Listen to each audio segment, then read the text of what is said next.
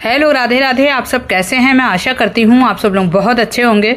घर और किचन के बहुत से ऐसे मुश्किल काम होते हैं जिन्हें हम सोचते हैं आसान तरीके से और कम समय में कर पाएंगे, लेकिन जब इन्हीं कामों को करने बैठते हैं तो उसमें हमारा काफ़ी समय और पैसा दोनों लग जाता है, जिससे हमारे और भी ज़रूरी काम रुक जाते हैं। लेकिन आज मैं आप लोगों के लिए बहुत ही यूज़फुल टिप्स एंड ट्रिक्स लेकर के आई हूँ, जिसका इस्तेमाल करने से आप समय और पैसे दोनों की बचत कर सकती हैं। तो चलिए वीडियो को शुरू करते हैं।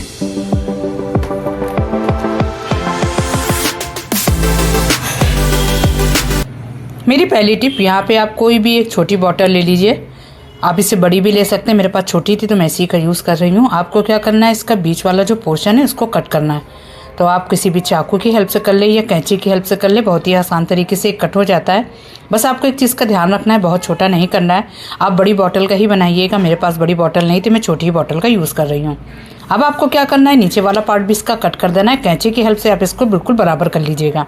यहाँ पे देखिए, आपको इन दोनों पोर्शन की ज़रूरत नहीं है, बॉटल का ऊपर नीचे वाले पार्ट का, बस बीच वाले पार्ट का ही बहुत ही अच्छा ऑर्गेनाइजर बन करके तैयार है। ज़्यादा और कुछ करना नहीं है, बस आपको एक चीज़ का ध्यान देना है कि इसका जो पार्ट नीचे वाला है उसको बिल्कुल बराबर कर लेना है। अब ये बन करके तैयार है, बिल्कुल भी टाइम नहीं लगता है। इसका यूज़ कैसे हम लोग अपने किचन में करेंगे, जिससे हम लोग किचन के काम बहुत ज़्यादा आसान हो जाएंगे।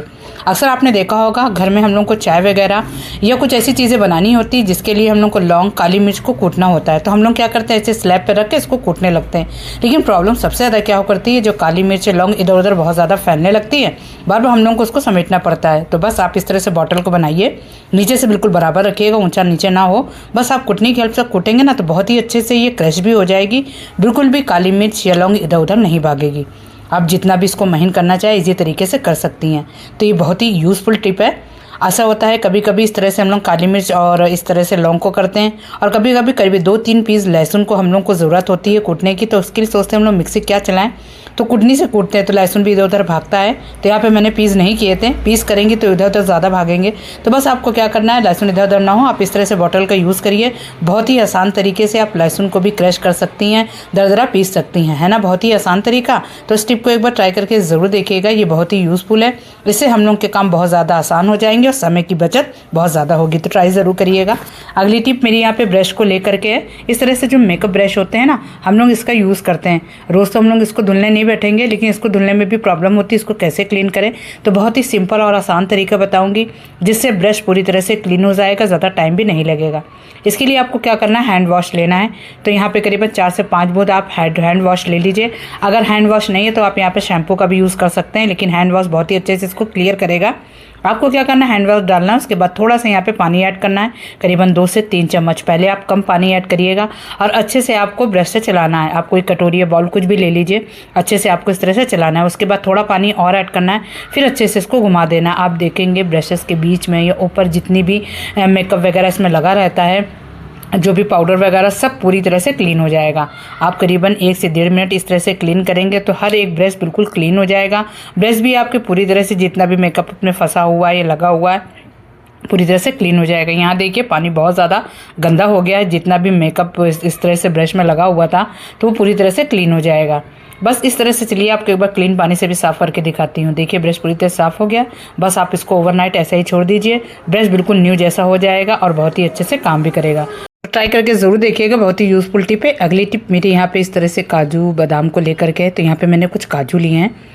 अक्सर होता है ना, इस तरह से घर में हम लोग काजू खाते हैं, इसको स्टोर करके रखते हैं, लेकिन मौसम बहुत ज़्यादा ख़राब होता जा रहा है और बरसात के मौसम में होता है ना, काजू को ध्यान नहीं देते हैं तो क्या होता है, इसमें कीड़े पड़ जाते हैं, एक नमी आ जाती है जिसकी वजह से ये बहुत ज़्यादा सॉफ्ट हो जाते हैं और खाने में बिल्कुल क्रंची नहीं लगते हैं। तो आज आपको बताऊँगी, आपके घर में भी अगर काजू हैं, ज़्यादा क्वान्टिटी में लाई हैं, आप स्टोर करके रख रही हैं, तो वो सेफली कैसे रहे जिससे बिल्कुल भी ख़राब ना हो। तो यहाँ पर ले लेनी है आपको चीनी। तो यहाँ पर करीबन 1 चम्मच चीनी लेनी है। तो ये बड़ा चम्मच जो खाने वाला चम्मच होता है आप उसको ले लीजिए। 1 चम्मच चीनी आपको इस तरह से डाल देना है। तो यहाँ पे काजू की जो क्वांटिटी है वो करीबन 250 ग्राम है। तो इस तरह से आप करीबन 1 से 1.5 चम्मच चीनी डाल दीजिए। उसके बाद एक चीज़ और डालनी है, यहाँ पे डालनी 1 लौंग। बस आपको यहाँ पे 1 लौंग की ही ज़रूरत है, फूलदार लौंग लेनी है, इस तरह से इस काजू के अंदर डाल देना है। बस आप इसको अच्छे से बंद कर दीजिए, बिल्कुल भी किसी प्रकार से नमी इसके अंदर ना जाए। यहाँ पे चीनी और लौंग जो हम लोगों ने डाली है ना, इससे काजू क्रंची रहेंगे, बिल्कुल भी नमी नहीं आएगी और खाने में भी बहुत अच्छे लगेंगे और ये बिल्कुल भी कीड़े नहीं लगेंगे। आप इसको 2 से 3 महीना ऐसे स्टोर करके रखिए। एक चीज़ का ध्यान रखिएगा, आप इस तरह से जब इसमें चीनी और लौंग डालें तो इसको फ्रिज में ज़रूर उठा के रखें, ये लॉन्ग टाइम तक चलेंगे। बहुत ही यूज़फुल टिप है, ट्राई ज़रूर करके देखिएगा। अगली टिप मेरे यहाँ पे इस तरह से कपड़ों को लेकर के, जीन्स हो या टी शर्ट, कुछ ऐसे कपड़े होते हैं ना जिसमें हम लोग सोचते हैं कभी कभी सिलाई करनी होती है, फट जाते हैं, उनको सिलना होता है, तो मशीन चलाने का मन नहीं, तो हम लोग इससे सोचते हैं कि सुई से सिल ले, या किसी घर में मशीन नहीं होती है तो वो लोग हाथ से ही सिलाई करते हैं। लेकिन प्रॉब्लम क्या होता है, जो सुई होती है ना वो कपड़े के अंदर घुसती नहीं अच्छे, मतलब जाती नहीं है। हम लोग को बहुत ज़्यादा दिक्कत होती है, चाहे वो जीन्स का कपड़ा हो या इस तरह से नॉर्मल कपड़े को सिलाई करना है, काफ़ी दिक्कत होती है। तो देखिए तुरंत तो हम लोग इस तरह से सुई लेने पहुंच नहीं जाएंगे, टाइम नहीं होता है, और कहीं इमरजेंसी में फंस जाए तो इस तरह से हम लोग को तुरंत सिलाई करनी होती है। तो उस समय पे क्या करें, सुई अच्छे से वर्क भी नहीं कर रही है ना सिलाई कर रही है, तो इसके लिए बहुत ही जुगाड़ू आइडिया बताऊंगी जिससे सुई आपका बहुत ही अच्छे से वर्क करेगी और बहुत ही अच्छे से सिलाई भी करेगी। यहाँ पे ले लेनी है आपको छन्नी, जो स्टील की छन्नी है आपको उसी को लेना है। स्टील की छन्नी का जो पीछे वाला पार्ट होता है काफ़ी हार्ड होता है, स्टील का होता है, तो बस आपको सुई लेना है, इसका जो आगे वाला पार्ट होता है इससे अच्छे से आपको इसको रफ करना है।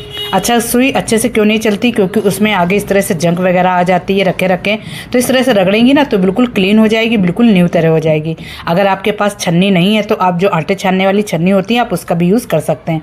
बस अच्छे से जैसे ही आप इसको रगड़ेंगे तो आप देखेंगे सुई बहुत ही अच्छे से वर्क करेगी, बहुत ही अच्छे से सिलाई भी करेगी। यहाँ पे देखिए मैंने जीन्स के कपड़े पे चलाया है जो काफ़ी मोटा होता है, पहले नहीं चल रही थी, और इस तरह से यहाँ डबल जीन्स भी कपड़ा आपको करना हो ना तो इस पर भी बहुत ही अच्छे से ये सिलाई करेगी, है ना, बहुत ही जुगाड़ू आइडिया। तो बिल्कुल भी परेशान होने की ज़रूरत नहीं है। इमरजेंसी पे ऐसे होता है ना, कभी मशीन नहीं है, आपको हाथ से सिलाई करनी है और सुई अच्छे से नहीं चल रही है, बस आप इस ट्रिक का यूज़ ज़रूर करिएगा। सुई जो बहुत ही अच्छे से शार्प हो जाएगी, बहुत ही अच्छे से चलेगी। अगर आपके पास स्टील वाली छन्नी नहीं है या आटे की भी स्टील वाली छन्नी नहीं, उस समय पे आप क्या करें, तो यहाँ पे आपको ले लेना है नेल कटर। नेल कटर का जो ये वाला पार्ट होता है जिसमें हम लोग नाखून को अच्छे से सेट कर लेते हैं, आप उसमें भी अच्छे से मतलब सुई को रगड़ेंगे ना तो इसकी जितनी भी जंक होगी वो हट जाएगी और सुई बहुत ही अच्छे से सिलाई करेगी। तो दोनों में से जो भी आइडिया आपको पसंद है आप उसको ट्राई कर सकते हैं। तो सिंपल सा आइडिया, ट्राई ज़रूर करके देखिएगा। अगली टिप मेरी यहाँ पर टेप को लेकर के, बहुत ही छोटी सी है लेकिन बहुत ही काम की है। ऐसा होता है ना कभी कभी हम लोगों को टेप की ज़रूरत पड़ती है तो टेप जल्दी मिलता नहीं, बहुत ज़्यादा दिक्कत होती है। सेलो टेप छोटा वाला हो या इस तरह से बड़े टेप की ज़रूरत हो, हम लोग बार बार उसको खोजते हैं कहाँ पे है, काफ़ी दिक्कत के बाद वो मिलता है। हम लोग क्या करते हैं, नाखून से उसको निकालते हैं, लेकिन जब निकल आता है फिर से हम लोग को यूज़ कर देते हैं, ऐसे ही छोड़ देते हो। आप एक काम करिएगा, आपको आगे दिक्कत ना हो, आपको आराम से टेप का छोर मिल जाए, मतलब लास्ट उसका मिल जाए, तो इसके लिए आपको लेना है एक छोटी सी सेफ्टी पिन और इस तरह से टेप के ऊपर वाले पार्ट में लगा देना, इस तरह से लॉक कर देना है। इससे एक फ़ायदा होगा, जब भी आपको टेप की दोबारा ज़रूरत पड़ती है आप ईजी तरीके से यहाँ पर टेप को निकाल सकते हैं, क्योंकि उभरा हुआ पार्ट होता है, सेफ्टी पिन लगी हुई है, बस आपको इस तरह से खोलना है, आप बहुत ही आसान तरीके से इसको निकाल सकते हैं। देखिए आप ये भी तरीका यूज़ कर सकते हैं, या तो दूसरा भी तरीका आपको बता रही हूँ, चाहे वो भी तरीका यूज़ कर लीजिए। आप यहाँ पे सेफ्टी पिन लगाना हो तो सेफ्टी पिन लगा दीजिए, या तो जब भी आप टेप को यूज़ करें उसके बाद रखने से पहले आपको क्या करना है, टेप के इस वाले पार्ट को थोड़ा सा फोल्ड कर देना है और इस तरह से छोड़ दीजिए। इस तरह से भी आप टेप को रखेंगे, दोबारा जब भी कभी यूज़ करेंगे तो बिल्कुल भी ढूंढने की ज़रूरत नहीं पड़ेगी, बहुत ही आसान तरीके से आप इसको निकाल पाएंगे।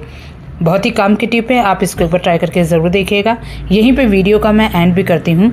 मेरी आज की वीडियो आप लोगों को कैसी लगी, थोड़ी भी पसंद आ रही है तो प्लीज़ उसे लाइक शेयर ज़रूर कर दीजिएगा और कमेंट करके ज़रूर बताइएगा। वीडियो पहली बार देख रही हैं तो सब्सक्राइब जरूर कर दीजिएगा। Okay bye.